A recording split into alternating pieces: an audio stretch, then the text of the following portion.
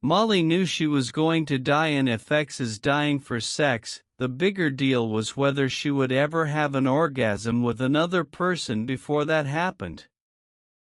The miniseries, based on the podcast of the same name by Nikki Boyer, follows Molly after she receives the news that her breast cancer has returned at stage 4. The doctor gave her a 30% chance of making it 5 more years, and this revelation forced Molly to confront every disappointment in her life. At the start of Dying for Sex, Molly was in a sexless marriage and had only ever given herself an orgasm. Before she died, she wanted to change that.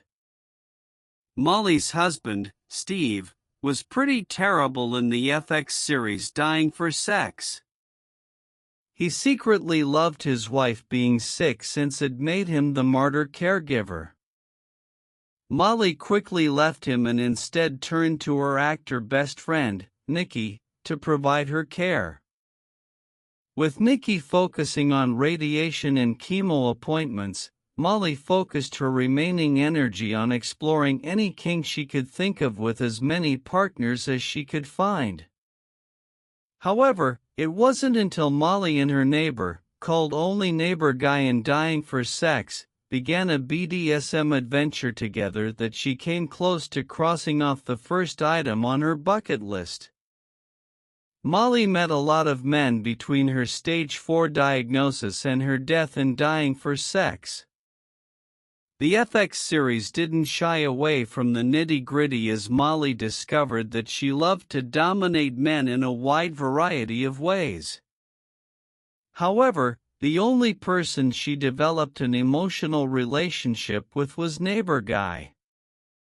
He fell easily into the submissive role, and though Molly feared that his gaze would shift to pity once he found out about her prognosis, Neighbor Guy proved himself different from Steve in every way.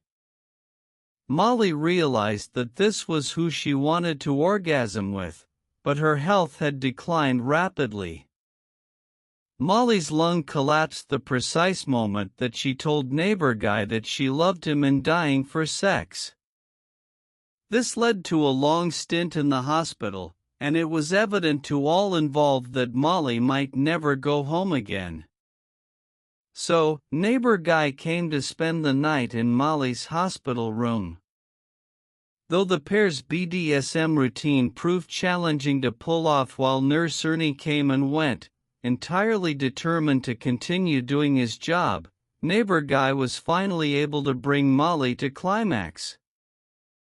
Her first goal after learning her cancer had returned in Dying for Sex had finally been achieved. However, this took over a year of personal work for Molly. Molly had no problem climaxing on her own. This was made perfectly clear in Dying for Sex as she built up her rather impressive vibrator collection. However, whenever Molly was with another person, she struggled to remain present. The closer she got to reaching an orgasm, the more her mind would fixate on her past trauma. It's ultimately revealed in Dying for Sex that Molly was molested by her mother's boyfriend when she was 7. The abuser had forced Molly to say that she loved him, and this tainted the eye.